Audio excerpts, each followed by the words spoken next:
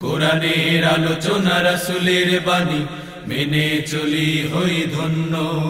এসো মোরা গড়ি ধরা সত্য সুরের আলো, হেরার আলো, হেরার আলো, হেরার আলো। প্রিয় দর্শক, আসসালামু আলাইকুম ওয়া রাহমাতুল্লাহি ওয়া বারাকাতুহু। এই মুহূর্তে যারা টিভি সেটের সামনে বসে চ্যানেল 9 দেখছেন, আপনাদের সকলকে তৃতীয় শুভেচ্ছা জানিয়ে শুরু করছি আল ফাতাহ পাবলিকেশনস হেরার আলো অনুষ্ঠান, পাওয়ার্ড বাই আবাবিল হজ গ্রুপ। প্রিয় দর্শক, আমরা প্রতিটি অনুষ্ঠানে প্রথমে তেলাওয়াতুল কোরআন শুনি, তারপরে তার তাফসির এবং ব্যাখ্যা আমরা শুনি। আজকেও আমরা প্রথমে পবিত্র কোরআনুল কারীমের সূরা আন-নিসার ৮৬ নম্বর আয়াতের তেলাওয়াত শুনব। أعوذ بالله من الشيطان الرجيم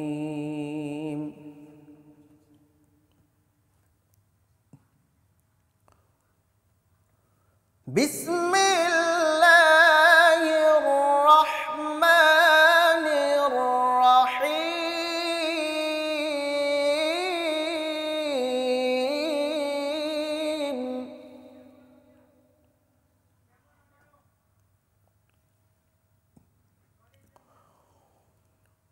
وَإِذَا حُيِّيتُم بِتَحِيَّةٍ فَحَيُّوا بِأَحْسَنَ مِنْهَا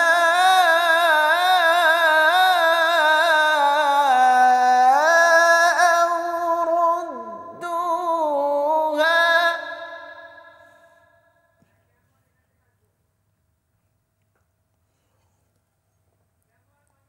وَإِذَا حُيِّيتُم بِتَحِيَّةٍ فَحَيُّوا بِأَحْسَنَ مِنْهَا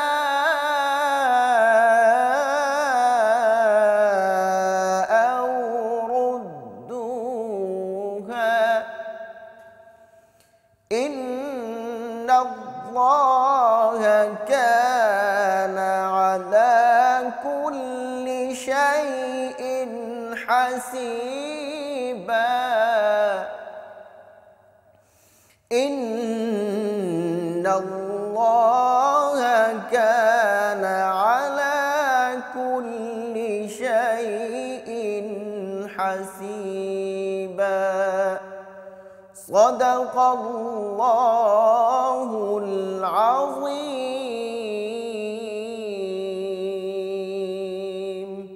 আলহামদুলিল্লাহ, অত্যন্ত সুমধুর কণ্ঠে আমরা পবিত্র কোরআনুল কারীমের সূরা আন-নিসার ৮৬ নম্বর আয়াতের তেলাওয়াত শুনলাম। এ পর্যায়ে আমরা আলোচনায় অংশগ্রহণ করার জন্য আজকে আমাদের সঙ্গে উপস্থিত হয়েছেন কারি কাজী মারুফ বিল্লাহ। আসসালামু আলাইকুম ওয়া রাহমাতুল্লাহি ওয়া বারাকাতুহু। আমাদের সঙ্গে আরও রয়েছেন বিশিষ্ট মুফাসসিরে কোরআন, আলেম এবং গবেষক মাওলানা ইব্রাহিম খলিল মুজাহিদ। আসসালামু আলাইকুম ওয়া রাহমাতুল্লাহি ওয়া বারাকাতুহু। আমাদের সঙ্গে আরও রয়েছে খুদে শিল্পী বেন্দ্র। আসসালামু আলাইকুম। প্রিয় দর্শক, আমরা সরাসরি আলোচনায় চলে যাব। যে আমি প্রথমে জনাব মাওলানা কাজী কারি মারুফ বিল্লাহ, আপনার কাছে জানতে চাই, পবিত্র কোরআনুল কারীমে সূরা আন-নিসার ৮৬ নম্বর আয়াতে আল্লাহ রাব্বুল আলামিন এখানে মানুষের সাথে মানুষের পরস্পর যে সম্পর্ক বৃদ্ধির যেই আপনার পদ্ধতি, ওয়াইদা হুয়্যিতুম বিতাহিয়্যাতিন ফাহাইয়্যু বিআহসান মিনহা আও রুদ্দুহা, তো এই যে পদ্ধতিটাকে আল্লাহ শিক্ষা দিলেন দুনিয়া এবং আখিরাতের কল্যাণের জন্য, মানুষের সম্প্রীতি বৃদ্ধির জন্য, সামাজিক বেধি দূর করার জন্য, এই বিষয়টা আপনার কাছ থেকে আলোকপাত শুনতে চাই। ধন্যবাদ সম্মানিত উপস্থাপক। আল্লাহ রাব্বুল আলামিন কালামে হাকিম আমাদের জন্য দিয়েছেন।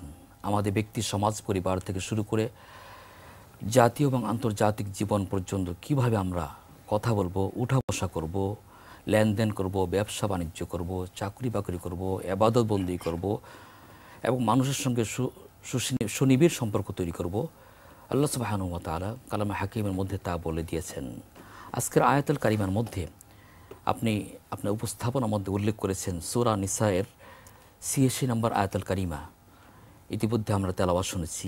এখানে আল্লাহ সুবহানাহু ওয়া তাআলা একজন মানুষ আরেকজন মানুষের সঙ্গে, একজন মমিন আরেকজন মমিন ব্যক্তির সঙ্গে, একজন মুসলমান আরেকজন মুসলমানের সঙ্গে সাক্ষাৎ হওয়ার সঙ্গে সঙ্গে কি বলে অভিবাদন প্রদান করবে, জানাবে, সাদর সম্ভাষণ তারা দেবে, কিভাবে তাকে ওয়েলকাম জানাবে, তার আগমনকে ধন্যবাদ জানাবে, আল্লাহ সুবহানাহু ওয়া তাআলা এখানে উল্লেখ করেছেন। ইসলাম একটি পূর্ণাঙ্গ জীবন ব্যবস্থা। আমরা তা শুধুমাত্র মুখে বলি এমনটি নয়, আমরা কি করব না করব তা ইসলাম সঠিকভাবে বলে দিয়েছে। আজকের আয়াতুল কারিমার মধ্যে আল্লাহ রাব্বুল আলামিন সালামের একটা পদ্ধতি বলেছেন। আমরা যদি তর্জমার দিকে লক্ষ্য করি তাহলে আমরা বুঝতে পারবো আল্লাহ সুবহানাহু ওয়া তাআলা বলছেন, ওয়া ইযা হুয়্যিতুম, যখন তোমাদেরকেও অভিবাদন দেয়, ফাহাইয়ু বিআহসানা মিনহা, যখন কেউ কাউকে অভিবাদন প্রদান করে তার চাইতে উন্নত মানের জবাব দিতে হবে। খুব বাংলা, খুব সহজ সরল কথা। আও রুদ্দুহা, অথবা যেভাবে তাকে অভিবাদন প্রদান করা হয়েছে সেভাবে সে উত্তর দেবে, প্রতি উত্তর দেবে। হ্যাঁ, এখন আমরা তার তর্জমা আমরা বুঝতে পারলাম। এখন বিভিন্ন ধর্মে বিভিন্নভাবে এই সম্ভাষণ দেওয়ার ব্যাপারে সিস্টেম রয়েছে। ইসলাম মানুষ, ব্যক্তি, সমাজ, পরিবার থেকে শুরু করে গোটা জীবন কিভাবে তার পরিচালনা করবে তার চমৎকার দিক নির্দেশনা প্রদান করেছে। ইসলাম মানুষের খায়াস মতো জীবনকে পরিচালনা করবে, ইসলাম তার সমর্থন করেনি। ইসলাম শিখিয়ে দিয়েছে। কিভাবে শিখিয়ে দিয়েছে?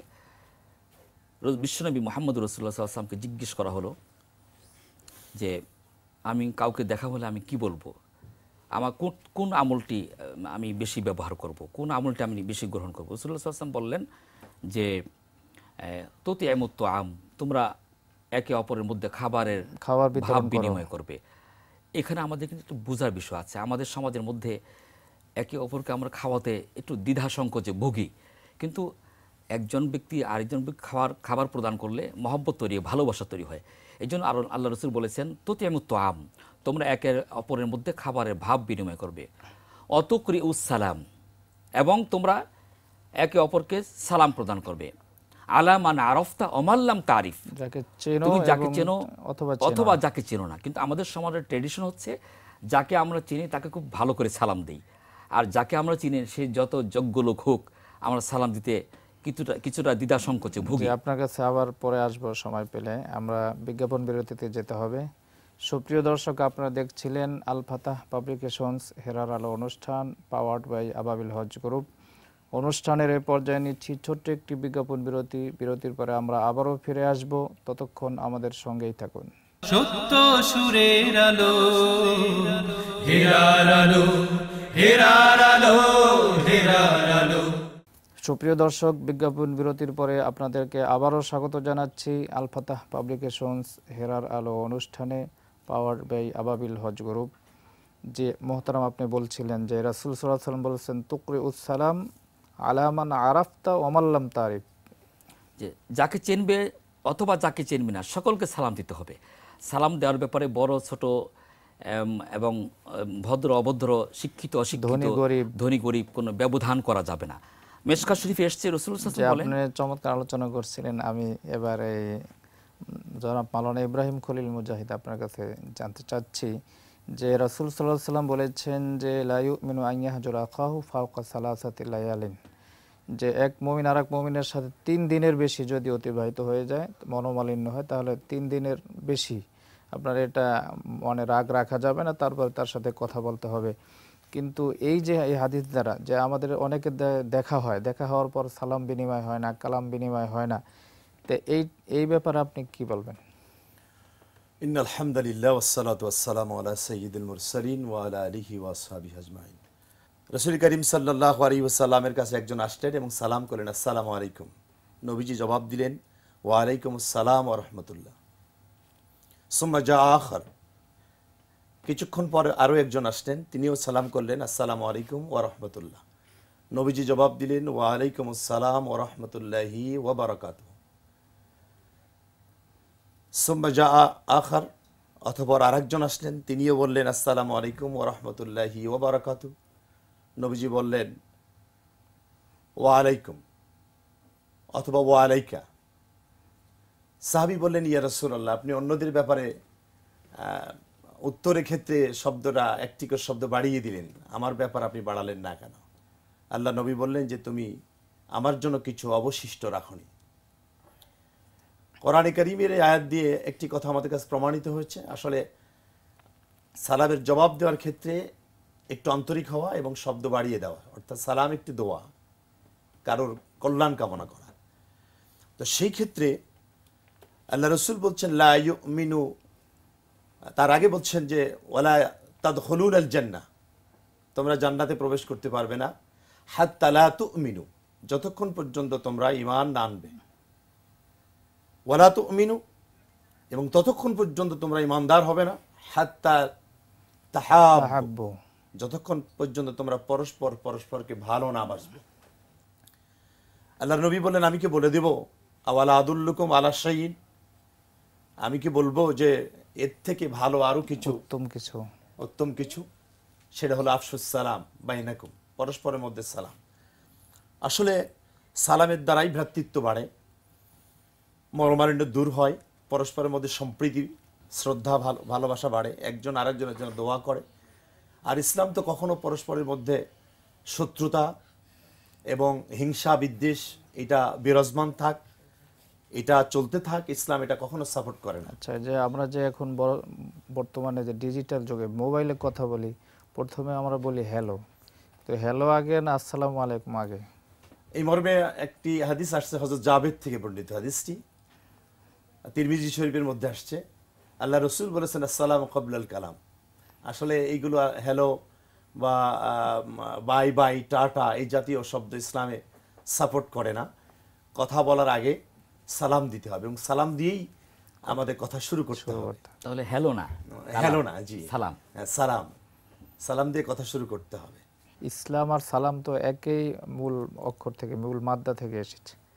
আসলে এই ব্যাপারটা ইসলামের বিধিবিধান, অর্থাৎ ইসলাম আবির্ভাব বলতে এখানে ওহী অবতরণের কথা বলা হয়েছে, আর ইসলামের পূর্ব যুগ বলতে ওহী নাজিলের পূর্ব সময়কে ইসলামের পূর্ব যুগ। অত্যন্ত গুরুত্বপূর্ণ আলোচনা করছিলেন, আমরা শেষ প্রান্তে চলে এসেছি। আমি কাজী মারুফ বিল্লাহ ভাইকে বলবো, 1 মিনিটে আপনার এই আয়াতের শিক্ষা, 1 মিনিটও না, আধা মিনিটে আয়াতের শিক্ষা আমরা। ধন্যবাদ আপনাকে আবারও।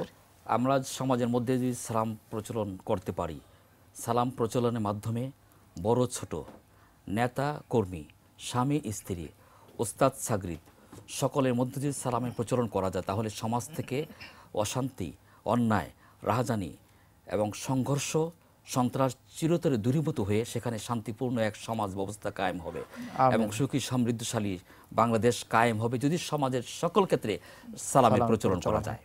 যে আপনাদের দুজনকে অসংখ্য ধন্যবাদ, অত্যন্ত গুরুত্বপূর্ণ এবং চমৎকার উপস্থাপনা আলোচনা আপনারা করেছেন।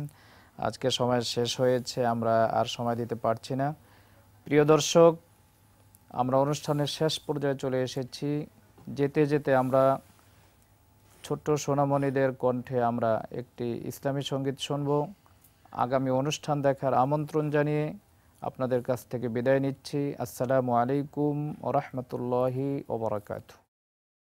হৃদয় গহীনে আপন করে রেখেছি যার নাম, সে তো মোর প্রিয় নবী মুহাম্মদ সাল্লাল্লাহু আলাইহি সালাম, সাল্লাল্লাহু আলাইহি সালাম।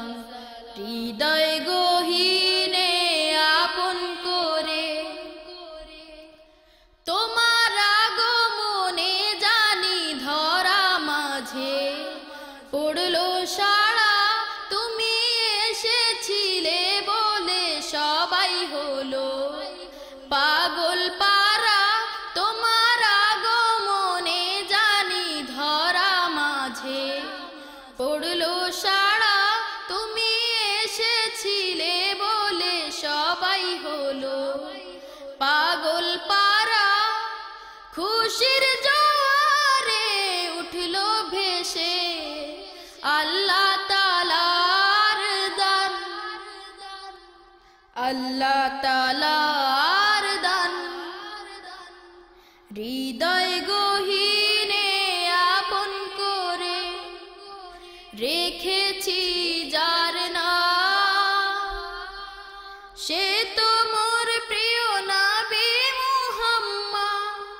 সাল্লাল্লাহু আলাইহি সালাম সাল্লাল্লাহু আলাইহি সালাম সেদিন গাইল আকাশ বাতাস সাগর নদী ঝর্ণা ধারা যেদিন তোমায় পেয়ে জানি জগৎ হলো মাতোয়ারা সেদিন গাইল আকাশ বাতাস সাগর নদী ঝর্ণা ধারা যেদিন তোমায় পেয়ে জানি জগৎ হলো মাতোয়ারা খুশির জোয়ারে উঠলো ভেসে আল্লাহ তাআলার দান আল্লাহ তাআলার দান হৃদয় গহীনে আপন করে রেখেছি যার নাম সে তো মোর প্রিয় নবী মুহাম্মদ সাল্লাল্লাহু আলাইহি সালাম সাল্লাল্লাহু আলাইহি সালাম সাল্লাল্লাহু আলাইহি সালাম